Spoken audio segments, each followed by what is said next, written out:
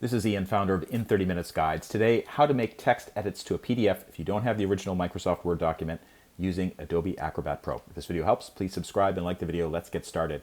So we are in Adobe Acrobat Pro. This is not the same as Adobe Acrobat Reader, the free program that anybody can download. You need the Pro version because the Pro version lets you edit PDFs. I'm going to show you how to do that in a minute.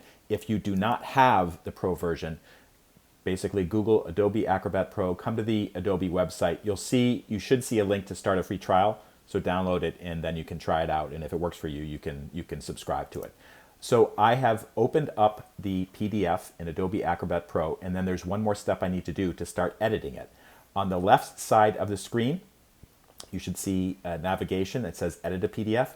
In some versions, the Windows versions of this software, you might see it at the top of the screen. But regardless, you're looking for Edit a PDF, you click on that, and you may notice that the text all of a sudden is surrounded by kind of dotted boxes. This lets you move it around, but it also lets you edit the text inside. And we're just going to be doing very simple text edits here.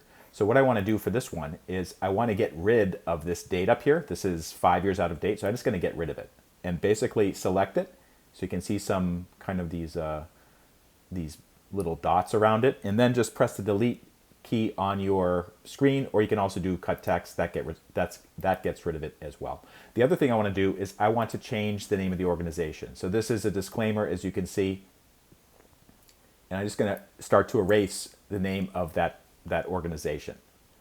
And maybe I can make some other small changes as well. I'm just using my keyboard basically to delete text. In order to select text, I'm just double clicking on it, and you can see that it just lets me do that. If you need to see more clearly, you can zoom in using the plus and minus arrows on the right side there. And here's one more example. I want to get rid of it, so I just highlighted it, and then I press the delete key on my keyboard, and maybe some other text as well.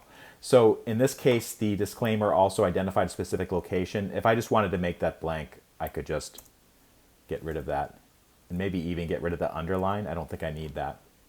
And so I'm just going through, selecting text, and then just deleting it like that. It's very simple. If you're unable to select the text, make sure that you have the text selector up here. It looks like an arrow. If you don't see that, like if you see a hand, this basically lets you move around. Just press the hand and then switch it to select, which looks like an arrow. And then you'll be able to select text and delete it as I just showed you. If this video helped, please take a moment to like it and subscribe. I have links to more resources in the description. Thank you so much for watching.